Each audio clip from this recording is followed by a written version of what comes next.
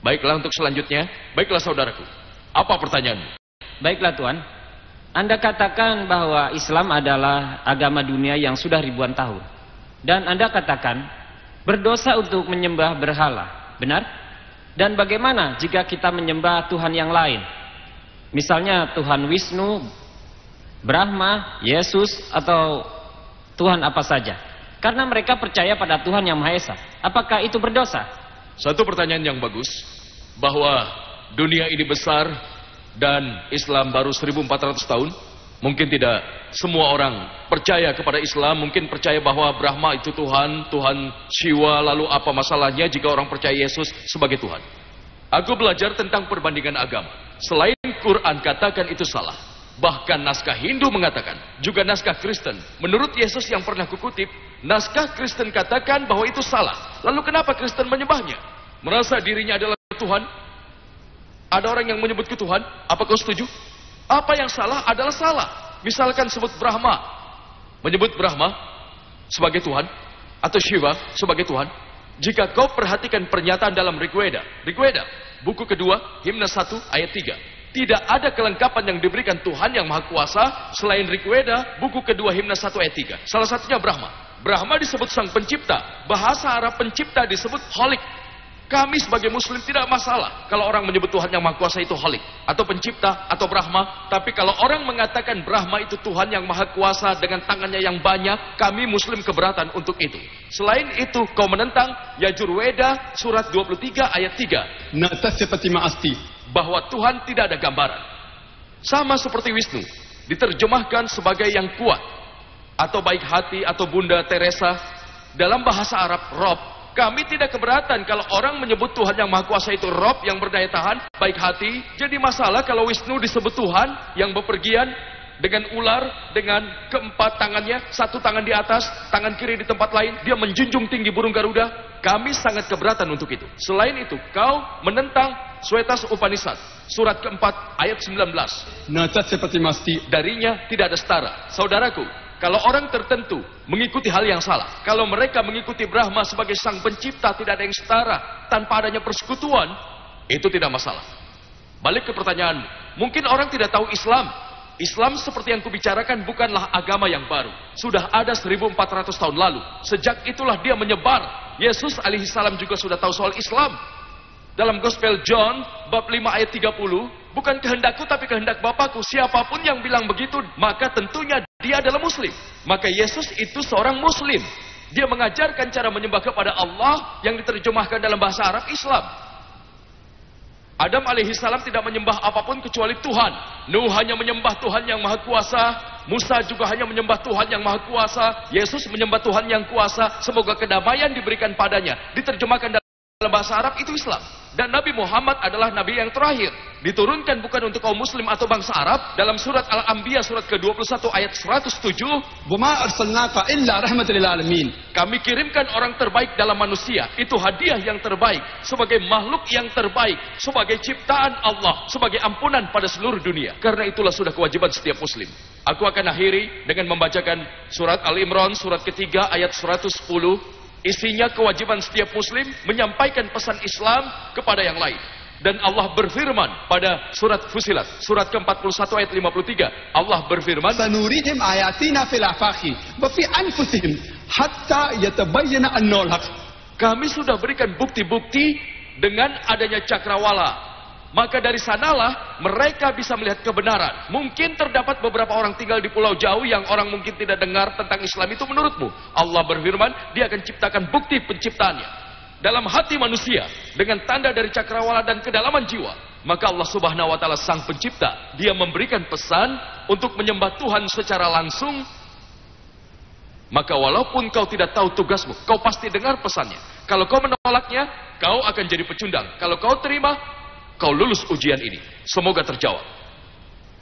Silakan pertanyaan selanjutnya dari bagian wanita. Assalamualaikum warahmatullahi wabarakatuh. Allah Subhanahu wa taala tahu bahwa manusia akan berbuat dosa saat dikirimkan ke bumi. Dan setelah tahu akan hukuman api neraka, kenapa kita tidak meyakinkan umat manusia bahwa orang generasi sekarang inilah hukumannya? Maka manusia bisa melihatnya sendiri bahwa Allah itu ada dan mereka akan berjalan ke jalan yang benar. Saudariku, pertanyaan yang bagus. Kalau kita melihat hal nyata dalam kehidupan selanjutnya, di akhir kehidupan dalam api neraka, semua orang percaya manusia akan berbuat kesalahan. Tapi Allah tidak tinggal diam dan menghapus ingatan mereka, karena mereka akan kembali melakukan dosa. Apa yang diperlihatkan Allah? Itu pertanyaannya. Saudariku, Allah sudah coba membuktikan. Allah menyebutkan dalam Quran tentang api neraka. Apa itu api neraka? Apakah benar ada? Kita berpikir, di mana surga? Di mana neraka? Apa itu hanya ucapan? Kita tidak percaya kepada Allah, ya sudah. Tapi kita tidak percaya. Masalah mencoba. Allah memberikanmu liputan. Di sini. Contohnya AIDS. Allah Subhanahu wa taala firmankan dalam Quran, inilah yang terjadi, inilah hukuman bagi orang-orang sebelummu. Dia punya banyak. Bahkan sekarang ini. Kau tahu AIDS datang sekarang ini? Itu hukuman. Hukuman Allah. Hukuman dari Allah yang membutuhkan imunisasi AIDS. Itu hukuman. Homoseksual berkumpul, lesbian berkumpul, perkawinan keluarga, maka Allah memberikan pertandanya. Semua itu ada tandanya. Contohnya Bosnia, mereka mengalami masalah. Rakyat Bosnia, kesalahan terbagi dua. Beberapa muslim, mereka orang muslim dan mereka mempraktekkan muslim, tapi tidak ada Islam. Maka Allah memberikan waktu, karena ada orang baik yang tinggal di Bosnia. Saat Allah memberikan hukuman, mereka yang tidak berbuat dosa akan terkena hukuman. Itu ujian. The calamity, when Allah sends the calamity, maka mereka yang tidak berdosa akan merasakan ujian, dan itu adalah ujian. Ujian bagi mereka, maka ujian itu kita rasakan semua dalam dunia sekarang ini. Bosnia itu yang terjadi. Rusia dan juga di Irak, semua ujian, tapi apakah manusia bisa melihat? we say, "Arey, wo to Bosnia mein ho raha hai, India mein thodi ho raha hai. Wo to Gujarat mein ho raha hai, Madras mein thodi ho raha hai." Ini adalah pertanda, saudariku. Allah sudah memberikan semuanya. Dan inilah kitab terakhir. Dan kita akan pelajari dan sadari bahwa ada penciptanya, hanya dia yang harus disembah. Dan yang ada di sini, alhamdulillah, hidayah diberikan Allah, semoga terjawab. Kami akan terima pertanyaan dari baris mana saja. Kita punya waktu untuk 2 pertanyaan lagi. Silakan, saudaraku yang di sana. Assalamualaikum Pak. Ini pertemuan pertama aku dengan Dr. Zakir Naik. Dan aku yakin dengan ceramahmu. Boleh sebutkan nama dan pekerjaanmu? Motusa. Namaku Motusa dan aku sedang selesaikan MBA. Pertanyaanku adalah, kau beritahu padaku bahwa Allah Subhanahu wa taala tahu semua yang akan kita kerjakan. Dan apa yang dilakukan Allah Subhanahu wa taala selanjutnya. Kenapa dunia ini diciptakan dan kemana kami akan pergi, lalu di mana aku pada kejadian kedua, itu belum ditentukan. Maka apakah ujian di dunia ini akan menentukan? Karena pada kenyataannya ujian bicara secara logika. Mungkin ada sesuatu kejadian yang bukan hari kiamat. Maka apapun ujian yang ada di dunia ini, apa kita sudah ditentukan? Karena jika kita sudah tahu, jika Allah tahu akibatnya nanti, lalu kemana kita akan pergi? Dan kita semua ini akan menjadi apa nantinya? Lalu kenapa kita sekarang berada di sini? Dan aku mengerti pertanyaannya. Satu pertanyaan lagi. Aku ingin selesaikan pertanyaannya. Ya, cepat selesaikan. Baiklah, baik. Dan jika kau adalah ilmuwan dan telah melakukan pengujian, maka kau akan tahu apa hasilnya, kan? Lalu kenapa kau melakukan percobaan? Saudara kita memberikan pertanyaan. Kalau masih ada non-muslim yang ingin bertanya, kami akan dahulukan yang non-muslim, karena kami ingin berteman dengan non-muslim. Kalau kau non-muslim, kau boleh datang kepada kami dan kemudian berteman dengan kami. Saudara kita bertanya, saat ujian dilakukan, hasilnya kita tidak tahu. Hasilnya tidak diketahui. Dia lulus ujian tapi hasilnya tidak diketahui. Kalau tidak tahu, untuk apa ujian? Bagus sekali. Kalau kau ingin menguji Allah, Allah akan tahu hasilnya. Tapi bukan Allah yang kita uji, kitalah yang diuji. Kau dan aku tidak tahu hasilnya. Aku tidak tahu hasilnya. Aku tidak tahu akan masuk surga. Kalau aku tahu masuk surga, aku akan tidur di rumahku. Aku keliling dunia, aku membuang keringat. Aku tidak tahu. Surgaku belum aman. Kalau surgaku aman, kenapa aku tinggalkan dunia kedokteran dan melakukan semua ini? Aku tidak tahu. Aku tidak yakin akan masuk surga. Aku minta kasih sayang dari Allah Subhanahu wa taala, meminta ampun kepada Allah Subhanahu wa taala. Aku berdoa agar aku bisa masuk surga. Hasilnya tidak akan diketahui oleh orang yang menjalani ujian. Kau tidak tahu akan masuk surga atau neraka. Allah itu Maha tahu. Dan kau melewati ceramahku tadi bahwa setiap orang yang melakukan ujian, banyak juga yang tahu hasilnya. Guru tahu siapa yang akan lulus, siapa yang akan gagal. Maksudmu apakah aku akan lulus ujian begitu? Ujiannya untukmu, bukan untuk gurumu. Dan saat kau melakukan percobaan, seorang ilmuwan tidak tahu apa hasilnya. Mereka lakukan percobaan, Allah Subhanahu wa Ta'ala bukan ilmuwan. Dia tidak melakukan percobaan. Itu salah paham. Allah tidak melakukan percobaan pada kita. Allah Subhanahu wa Ta'ala adalah pencipta yang terbaik. Dia ciptakan manusia dengan kebebasan, penuh kebebasan. Dia tahu. Tetapi alasan kita diuji karena dia tahu kita harus menjalani ujian. Di hari kiamat kau akan ditanya oleh Allah, kenapa kau masukkan aku ke neraka? Kalau Allah masukkan ke neraka, aku tidak tahu. Maka kau keberatan. Dalam ceramahku tadi aku tegaskan, Allah Subhanahu wa Ta'ala adalah adil. Allah tidak akan menjalani ujian. Allah tidak membutuhkan kita. Allah itu maha besar. Kita yang menjalani ujian, kita tidak tahu hasilnya. Karena kita tidak tahu hasilnya, itu alasan kita berjuang. Dan kalian berdoa kepada Allah, semoga Dia memberikan ampunan, Dia mengampuni dan masukkan kita dalam surga. Amin. Pertanyaan selanjutnya dari saudara kita di sini. Namaku Saktiwil, menyelesaikan sekolah di MIT.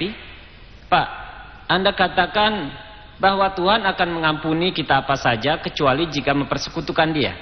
Maka agama Islam berdoa pada Allah.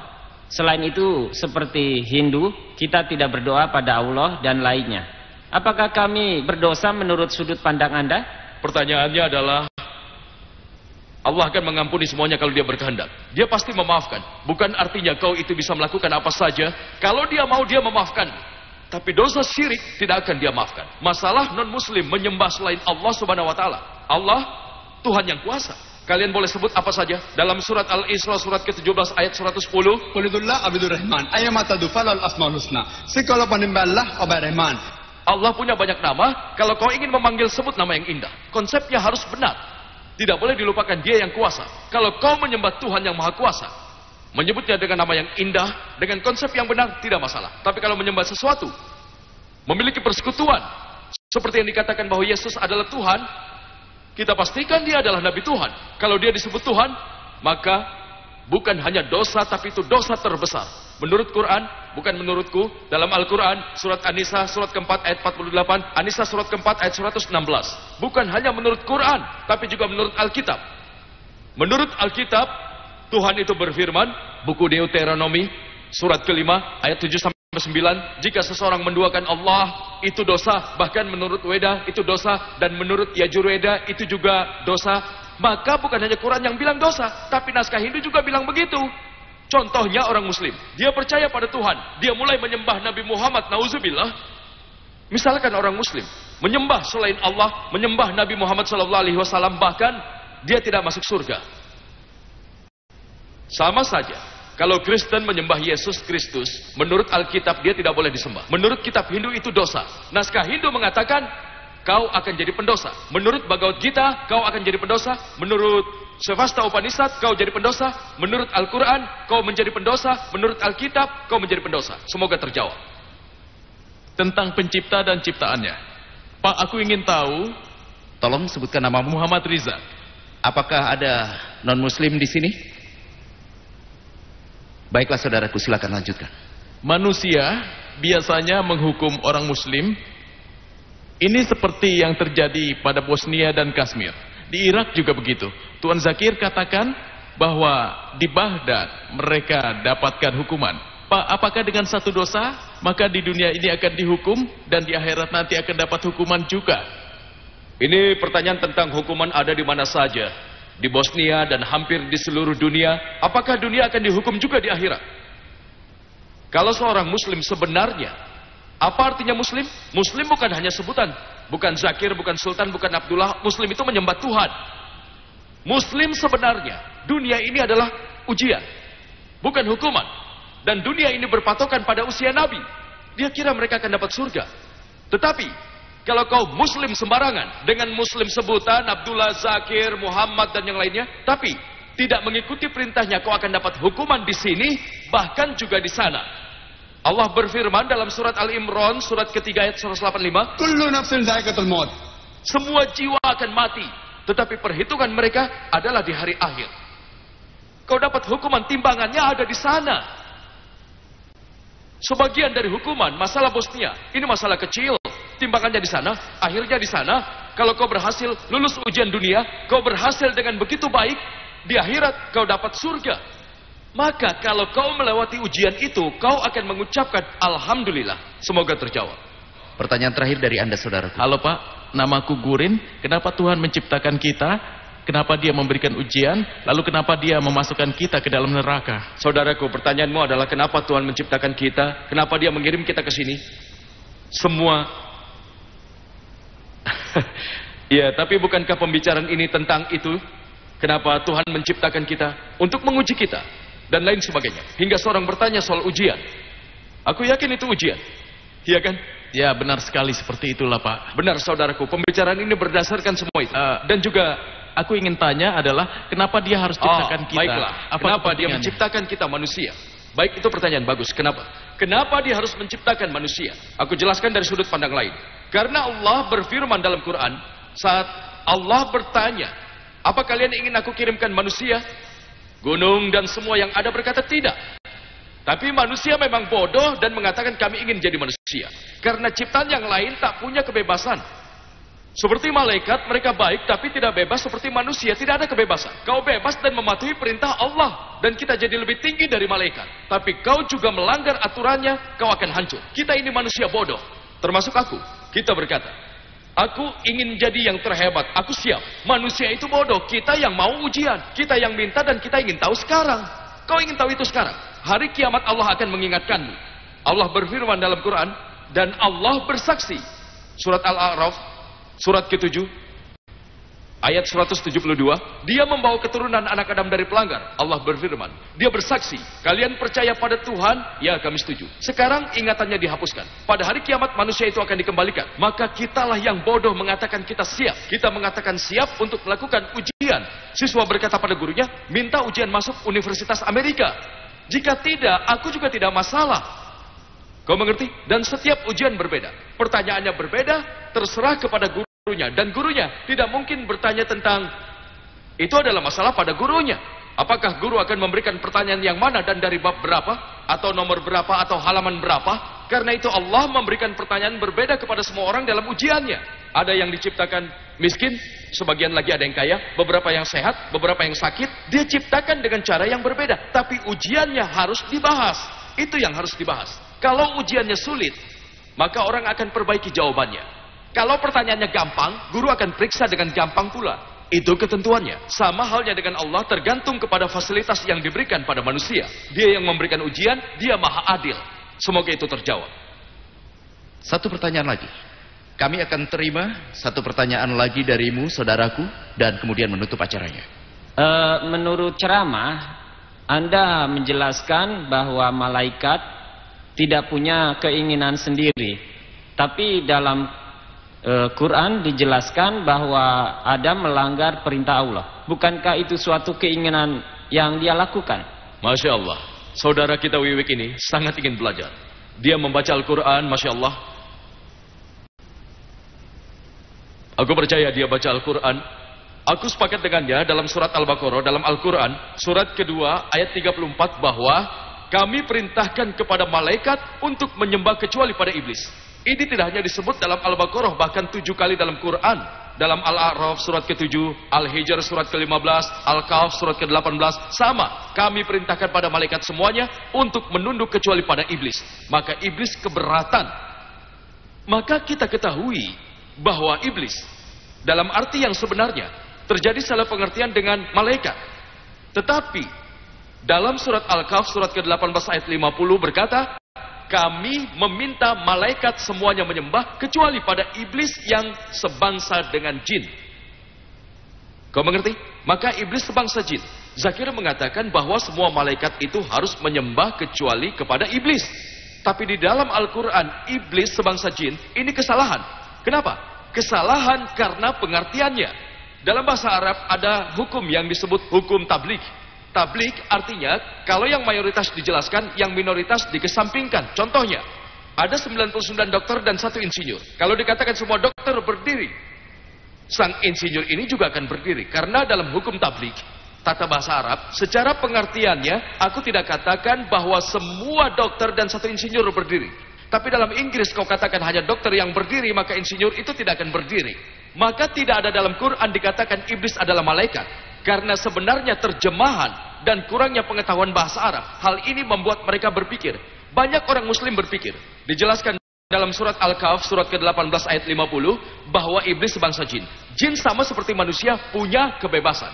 Maka di antara iblis terdapat satu jin yang menyerupai kita, tapi dia lebih sombong. Dia katakan, kenapa aku harus menyembah Adam yang terbuat dari tanah? Aku terbuat dari api. Sombong sekali. Itu yang membuatnya menentang Allah. Kau tahu jin? Manusia dan jin punya keinginan sendiri. Mereka menentang Tuhan. Dan Adam menentang Tuhan, karena itulah dia diusir dari surga. Dan sekarang dia menyesali dan ingin menarik banyak orang kembali ke jalan Tuhan. Dan berusaha memberitahukan mereka agar tetap patuh kepada Allah. Semoga itu jawabannya. Kami harus menutup. Aku tahu, karena itulah kami harus menutupnya. Baik. Baiklah, silakan cepat. Aku Muhammad Kazamuddin. Aku senang sekali bisa berada di sini. Assalamualaikum Haji Dr. Zakir Naik. Pak, kau katakan telah membuka sekolah Islam internasional di Bombay. Aku sarankan kenapa Anda tidak buka sekolah di Chantry atau di tempat lainnya saja. Karena itulah yang kami butuhkan saat ini, Pak. Terima kasih.